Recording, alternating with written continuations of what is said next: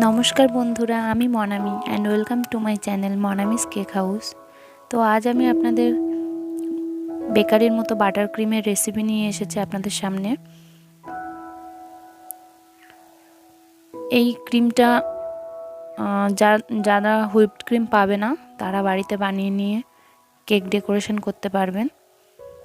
তো প্রথমে আমি 200 গ্রাম চিনি নিয়ে নিয়েছি এবং 2 প্যাকেট ডালডা নিয়ে নিয়েছি। 100 গ্রাম করে ডালডার প্যাকেটগুলো, এগুলো 10 টাকা করে প্যাকেট, 2 প্যাকেটের দাম 20 টাকা এবং 200 গ্রাম চিনির দাম 5 টাকা করে শ হলে 200 গ্রাম চিনির দাম হয় 10 টাকা, মোট 30 টাকা। এছাড়া খুব ছোটোখাটো কিছু খরচের সাথে আলাদা আছে, সেগুলো আমি আর ধরিনি। যেমন 2 টেবিল চামচ কর্নফ্লাওয়ার আছে। তো আমি চিনিটাকে ভালো করে গুঁড়ো করে 2-3 বার চেলে নিয়েছি। আপনারা মিক্সার থাকলে তাতে গুঁড়ো করে নিতে পারেন কিংবা শিলেও বেটে নিতে পারেন। ভালো করে চেলে নিতে হবে। তো এখানে আমার 220 গ্রাম হয়েছে, আমি 220 গ্রাম নিয়েছি 200 গ্রাম ডালডার জন্যে।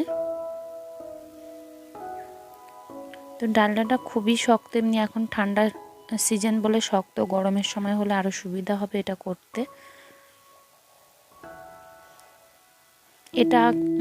এটাকে আপনারা আমরা আদা কুড়ে দিই, যে স্ক্রাপার আছে স্ক্রাপারে করে আপনারা কুড়ে নিতে পারেন, তাহলে আরও সুবিধা হবে।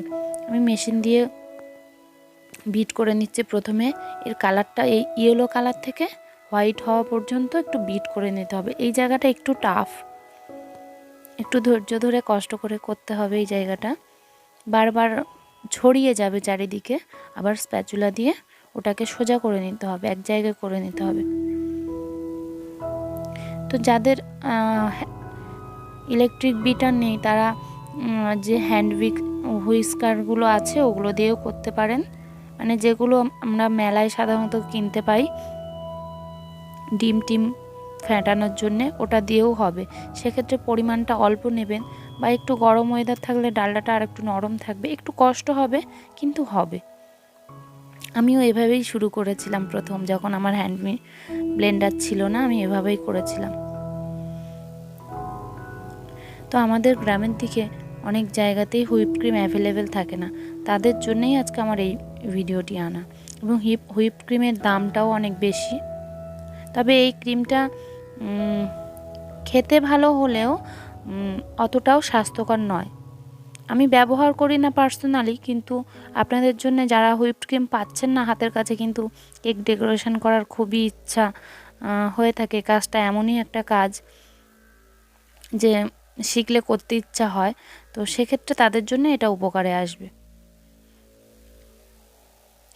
তো প্রথমে ভালো করে বিট করে নিয়েছি ডালডাটাকে, এবং আস্তে আস্তে করে চিনি মেশাচ্ছি। আমি চিনির গুঁড়োগুলোকে আস্তে আস্তে করে মিশিয়ে আমি একটু স্পিড দিয়ে দিয়েছি, কিন্তু আমি ভিডিওটাকে কাটিনি, আপনাদের দেখার সুবিধার জন্য একটু স্পিডে বাড়িয়ে দিয়েছি আমি। আচ্ছা, এখানে আপনারা এর সাথে সমপরিমাণ বাটার দিয়ে করতে পারেন, তাহলে টেস্ট এবং কোয়ালিটিটা আরও ভালো হবে।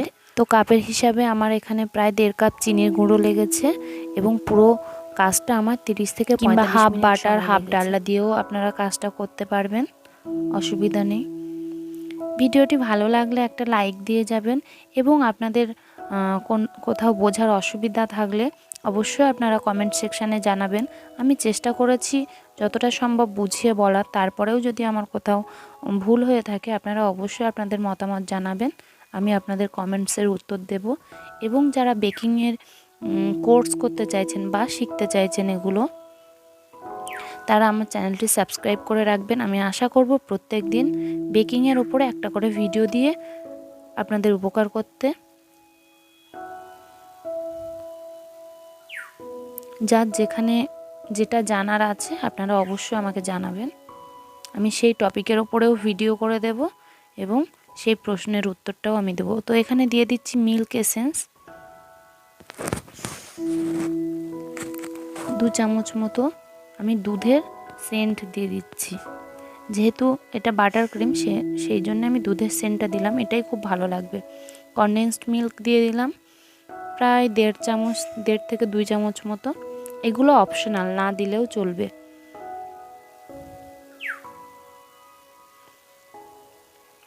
এখানে তেল দিয়ে দিচ্ছি 2 চামচ, তেলটা দেওয়া জরুরি। তো আদার্স এই সব কিছু মিলে আরও 10 টাকা হয়তো আমার এক্সট্রা খরচ হয়েছে। তো এগুলো না দিলেও আপনার চলবে।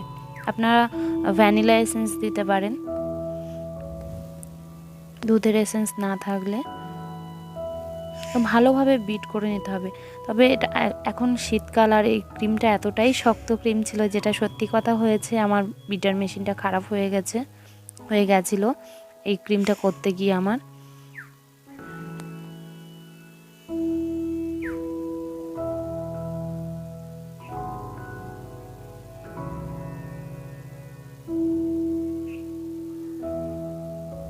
ভালোভাবে বিট করে নিচ্ছি। ক্রিমটা ফুলে ডবল হয়ে গেছে এবং কালারটাও অনেকটা চেঞ্জ হয়ে গেছে। তো এই ক্রিমটা দিয়ে আপনারা যে কোনো বার্থডে কেক বা যে কোনো ওকেশনের কেক আপনারা ডেকোরেশন করতে পারবেন। এই পর্যায়ে আমার বিটার মেশিনটা খারাপ হয়ে গেছিলো। আমি দিয়ে দিয়েছি 1 চামচ মতো লেবুর রস।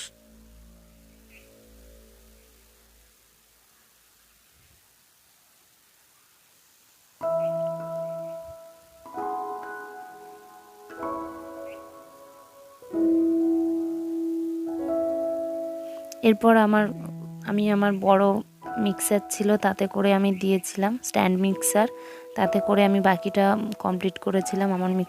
আমার হ্যান্ড বিটারটা এই সময় খারাপ হয়ে গেছিলো, মানে এর লোডটা নিতে পারেনি। আমি সেটাও আপনাদের সাথে শেয়ার করলাম। তো এখানে আমি কিছুটা ক্রিম আলাদা করে নিচ্ছি বাটিতে করে।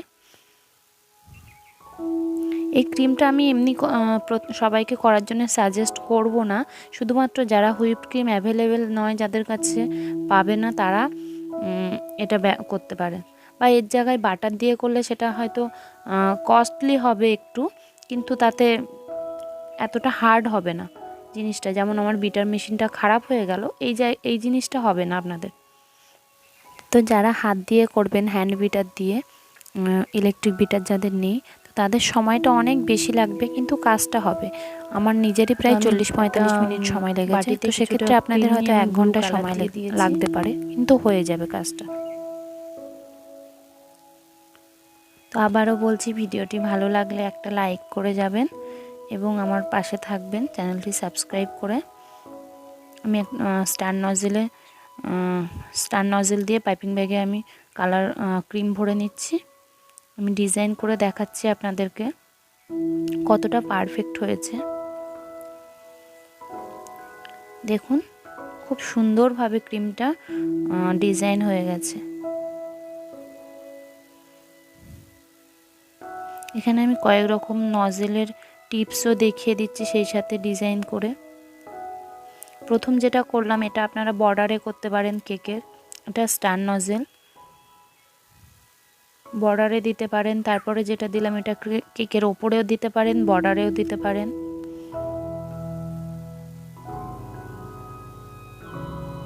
তো একই পাইপিং ব্যাগে আমি নীল কালারটাও দিয়ে ভরে নিচ্ছি আমি।